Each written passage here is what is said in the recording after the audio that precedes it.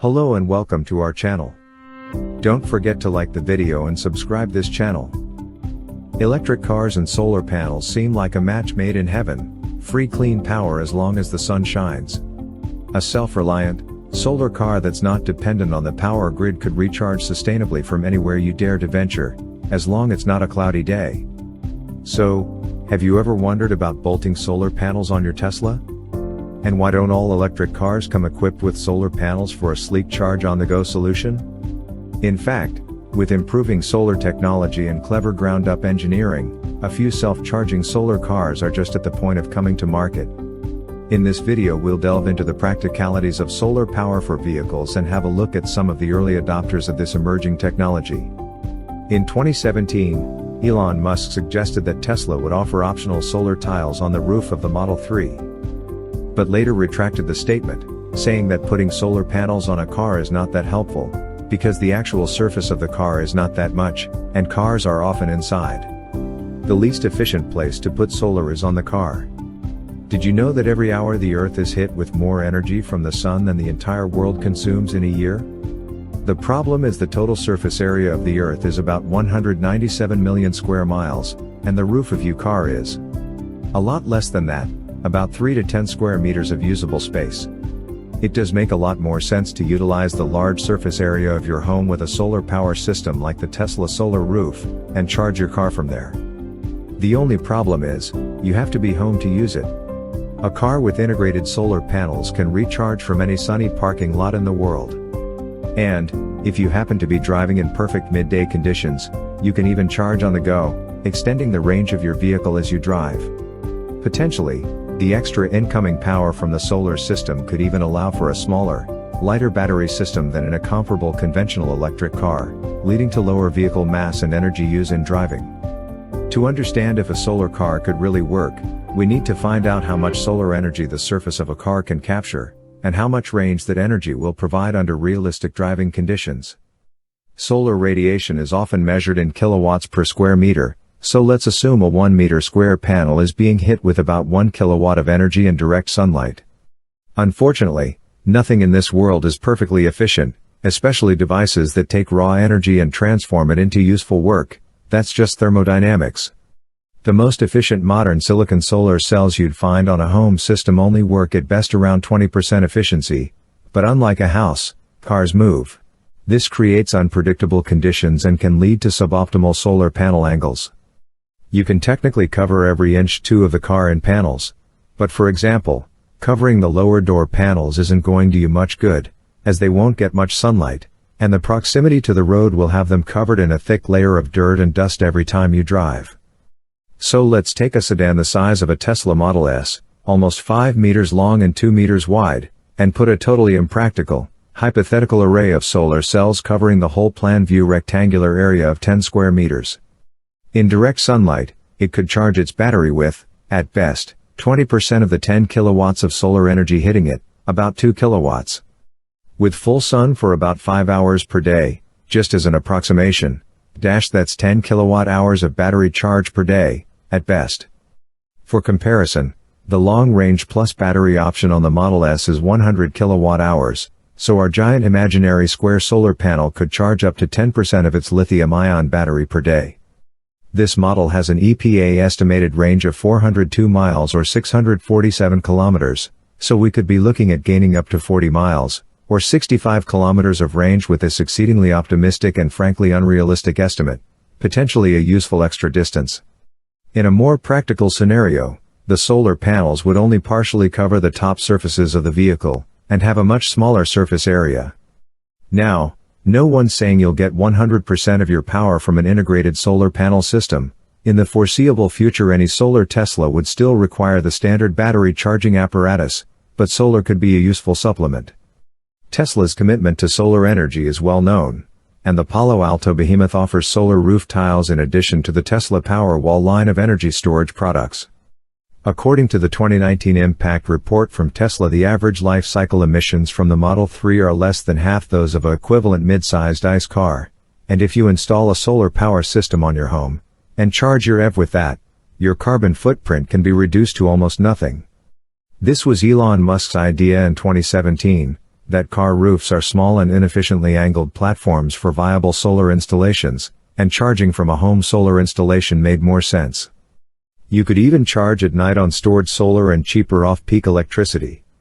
However, Elon might have changed his mind, confirming that the Cybertruck will offer a solar roof option on the truck's bed. On Twitter, Elon said, "Will be an option to add solar power that generates 15 miles per day, possibly more. Would love this to be self-powered. Adding fold-out solar wings would generate 30 to 40 miles per day.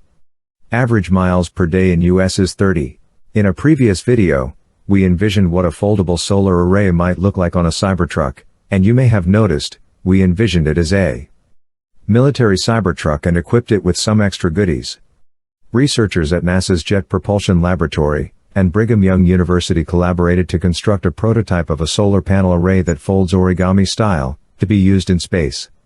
Such a technology might be an interesting concept to explore in the automotive world on Earth, where the greater surface area could increase solar production of stationary vehicles. When it comes down to it, solar vehicles are all about efficiency. It's a matter of energy to weight. A practical solar car would really need to be designed from the ground up with reduced weight and low aerodynamic drag, to create a vehicle with more favorable energy density. For as far as electric cars have come in the last decade, the energy density of gasoline is still far greater than lithium-ion batteries. 1 kilogram of gasoline contains about 48 megajoules of energy, and lithium-ion battery packs only contain about 0.3 megajoules of energy per kilogram. Gasoline still has more than 100 times the energy density of the batteries used in most electric cars. This is why planes still use fuel, and why we're not likely to see an electric 787 unless a radical breakthrough in commercially viable battery technology comes into service. Teams gather each year in Australia to race pure solar cars across the continent from Darwin to Adelaide under the scorching desert sun. Back in 2013, a new class of racer was brought into the competition, the cruiser class. Whereas previously the race was simply about building stripped-down single-seaters, now designs were welcomed for vehicles which could carry passengers, with additional points were scored for practicality-passenger cars which could perform under normal driving conditions. Consistent winners of this class have been the evolving Stella series from the University of Eindhoven, the team from which Lightyear sprang in 2016. This young startup is one of the most prominent automotive companies pursuing solar-powered vehicles. This is a perfect example of engineering competitions and racing fueling innovation for consumer products, as the lessons learned in the playground of the Australian outback have been incorporated directly into Lightyear 1, the first car offered by the company, which sports 5 square meters of integrated solar cells along its low, sweeping roof and hood. Lightyear 1 re-evaluated every component of the car and used lighter materials like aluminum and carbon fiber, to build a lighter vehicle with the best aerodynamic coefficient of any car on the market. 4 independently driven in-wheel motors also lower the car's weight, and improve powertrain efficiency. In an interview with Automotive Ev magazine, CEO Lex Hoefsloot described the positive feedback loop of weight reduction.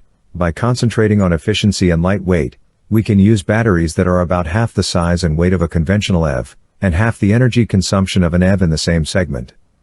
We have a battery pack that is 2/3 the size of that of a Tesla Model S, and we can drive further than the Model S, up to 800 kilometers with good sunlight, and a minimum range of 400 kilometers without any solar top-up and with heating, air conditioning all being used and doing high-speed driving. Stop-start and initial acceleration demands power and wastes energy in proportion to mass, typical in urban, low-speed situations, whereas the power required for overcoming air resistance increases proportionally to speed cubed, sapping energy at high speeds. How effective the solar charging will be therefore depends largely on how you use the car to balance the energy usage. As Hoefsloot notes, the Lightyear 1 is an electric vehicle capable of 250 miles or 400 kilometers of high-energy use driving, even at night, and is expected to achieve a rated range of 450 miles or 725 kilometers even without its solar panels trickling in their 1.25 kilowatts of extra juice, which the company equates to 10 to 12 kilometers, or 6 to 7 miles for each hour of charging, even while driving. This means that, while this car is self-charging, it is primarily a highly capable battery electric vehicle with a small solar capability. Lightyear points out this solar charge adds up to 10,000 kilometers or 6,200 miles of free motoring per year in the Netherlands, and up to 20,000 kilometers or 12,400 miles in sunnier regions like Australia or California. Lightyear believes that by eliminating the steps between sun and wheel, it should be possible to gain overall efficiency. Lightyear, as Tesla did before them, are starting at the top of the market, coming in at a premium price point of $170,000 for their first full-size luxury car, with future plans to release smaller, more affordable vehicles in the future. Sono Motors on the other hand, are starting with a more affordable $29,000 compact family car designed for urban use. In designing the Scion prototype, the German startup looked at driving patterns of real-world motorists and found that a typical commute from home to work and back in Europe or the US might be up to 16 miles or 25 kilometers. Sono's proudest new technology integrates solar cells into polymer body panels to replace conventional painted metal bodywork. These weigh as little as 4 to 8 kilograms per square meter compared to 5 to 12 kilograms per square meter for metal, or the 10 or 20 kilograms per square meter of flexible or glass-encased solar panels respectively. Importantly, Sono claims to be able to produce these at the same cost as painted metal, although that includes their initial expense of building and operating a painting production line, a cost which reduces per car panel as more cars are produced. These robust, damage-tolerant, plastic body panels have the additional advantage of being capable of mounting to the sides of the vehicle, increasing the solar cell area on a car where glass panels, as used by Lightyear, might be risky. Vertical panels, such as on doors, however, can rarely hope to point directly towards the sun and achieve their maximum potential, and will often be shaded entirely when parked next to walls or other cars. The Sono founders are exploring some other intriguing ideas, including bidirectional charging to allow solar-generated power to be fed into other cars or back into the grid, or even used for grid-connected external renewable energy storage and stabilization. It's not only relative newcomers who are adapting to new technological innovations in solar energy. Toyota has experimented with a demonstration Prius with high-efficiency thin-film triple-junction cells made by Sharp, whose efficiency is claimed to be 34%, compared to that of their commercially available silicon-based solar panel of 22.5%. Hanergy Solar, a Chinese manufacturer of thin-film panels, have also demonstrated prototype cars with panels that can harvest 8 to 10 kilowatt-hours per day and supplied such panels to Aston Martin for their GTE racing car. Most solar panels rely on cells made from semiconducting silicon crystals, which convert sunlight to electricity at around 15% to 19%, but new technologies are in the works to create higher efficiency solar cells utilizing new materials. Organic molecules such as polymers can form the light-absorbing layer in a photovoltaic cell, and can potentially be semi-transparent, absorbing infrared light and letting visible light pass through, which has intriguing implications for automotive applications, such as windows. Organic cells can also be flexible, which can allow them to be fitted onto uneven surfaces more effectively than traditional glass panels. As the future unfolds, and more cutting-edge solar technologies come to market, we can see self-charging solar electric vehicles become more and more practical, as cells get more and more efficient. A future cell technology with efficiencies above 50% would be a game changer, and probably make solar cars ubiquitous. Heavy batteries are a limiting factor in the feasibility of solar cars. A breakthrough battery with more favorable energy-to-weight characteristics would revolutionize electric transportation, and make solar cars far more realistic. Promising new technologies that utilize materials like graphene, solid polymers, and ceramics are currently in research and development, and are poised to create the next generation of powerful batteries with higher energy density, greater service life, faster charging, improved safety, and potentially even lower costs. Most experts agree that we're likely at least a decade out from a fundamental commercial disruption in battery chemistry, but there is a massive amount of scientific and commercial attention on this sector, and a lot at stake, so stay tuned. So should you mount a solar panel on your Tesla? Well, we wouldn't recommend a homemade conversion with a heavy and delicate, aerodynamically inefficient domestic panel. However, with fresh design of new vehicles whose entire architecture revolves around the solar cells and a design philosophy of maximum efficiency and lightweight construction, the future is bright and this technology can be viable. Do you believe in an electric future? If so, please like this video and subscribe to our channel. We showcase cutting-edge sustainable technology. You may be interested in checking out one of these videos next. Thanks for watching and have a great day.